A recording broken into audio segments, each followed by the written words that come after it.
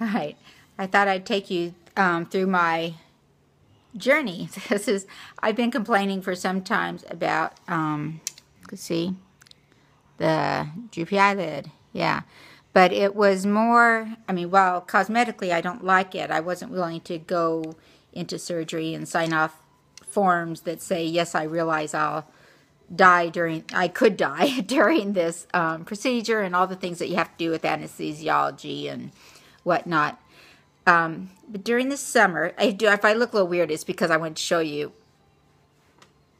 Anyways, this is about the makeup too.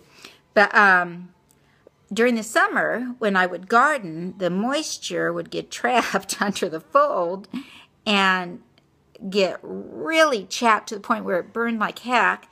And it was like bloody. So I went to the ophthalmologist and I said, my eyelid, the skin folds over. Is there anything could be done? And I knew surgery could be done, but I wanted him to prescribe it so insurance would pay for it. And at that point, I didn't know it was blocking my vision. I just thought it was a pain in the neck because it would get really chapped under there. And you know what the ophthalmologist told me? He said, you know, I have a bulldog like that. He said, really? He said, he said, under his flaps of skin, I have to lift him up and dry under there repeatedly so that he doesn't get sore and chapped under his folds of skin. And I thought, oh, he didn't even put me through a vision test. He just said, yeah, your eyelids are a lot like my bulldog's flaps of skin. You gotta laugh. Okay, so that was 1 year.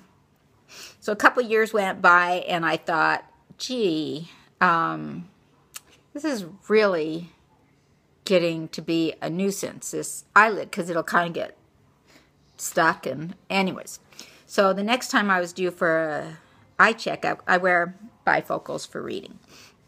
I went for an eye checkup to see if I need a new prescription, and she said, you know, we ought to, this time it was a female that was doing the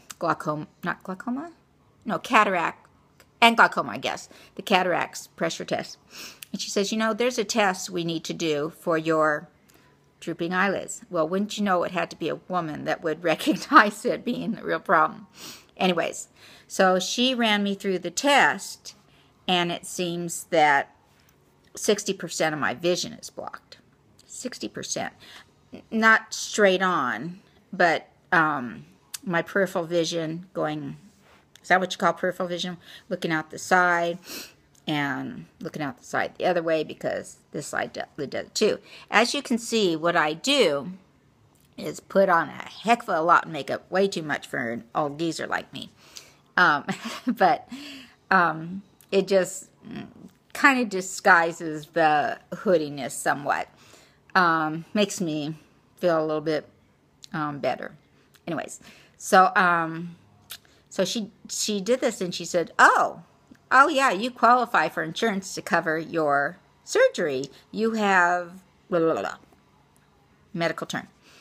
So I thought, yay, insurance will cover it. And I went home and told my husband. He says, why do you want that?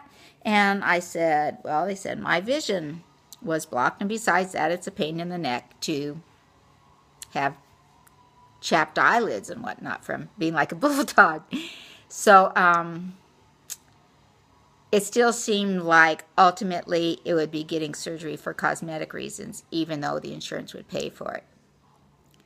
And then a week ago, I came into a very, very, very close call with another car. It was his fault, but and if I had a grandchild in the seat behind me, which they always are when I'm driving them, would have died. Or maybe just my grandchild. So, well, it would have been his fault, and I did eventually see him and swerve out of his way. He was trying to cut in from a side street. I might have seen him sooner if I didn't have the blockage of my side vision. So I've made an appointment with the surgeon that my daughter scrubs for, because she trusts him to not make me freaky looking. You'll be the judge. And I'm going to get my eyelids done, my bulldog flesh corrected so that it doesn't block my vision.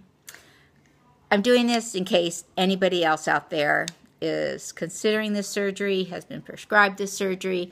You can see that makeup does a little bit, but for the looks, maybe you don't think it does anything for the looks, but it certainly doesn't do anything for the vision and the chappiness. This is the before, and I'll show you the after, what the recovery's like, whether I look like a train hit me in the face or it's not that bad. And then I'll show you the after to see if you look like a freak, and I'm using more makeup to cover up the oddness of the surgery. Either way, it scared the heck out of me to think I might have had a grandchild in the back of the seat behind me, and he would have been completely crushed had I not reacted quick enough. And it wasn't even a matter of my reacting quick enough. If there was a car in the seat, in the lane that I swerved quickly into without any forethought if somebody was there, person on that side, child on that side would have gotten hit. And I could have, if I wasn't in the car, if I was the one driving and there was no grandchildren in the car, somebody else would have been injured. So, anyways, it's a vision thing now, so I'm going to get it done, and I'll keep you posted so you can know if you want to do the same thing. Okay, wish me luck. Bye-bye.